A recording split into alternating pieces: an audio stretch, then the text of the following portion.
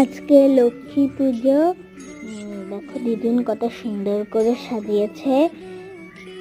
কলা, লেবু, আপেল, বাতাসা, পান ইত্যাদি খাবার দিয়েছে। দেখো কত সুন্দর। তারপর জলও দিয়েছে, প্রদীপ সাজিয়েছে, ধূপদানি।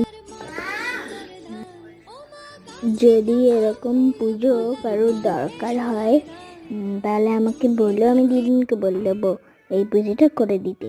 আমি গ্রামে এসে প্রথমবার এত সুন্দর পুজো দেখেছি। দেখো পাশেই লক্ষ্মী চরিত্রর বই আছে, কত সুন্দর অপূর্ব দেখতে লাগছে বলো।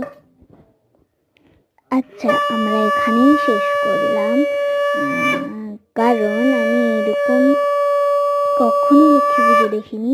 তাই দিদিন পুজো করছিল, আমি তাই ভিডিও তুলে ধরলাম।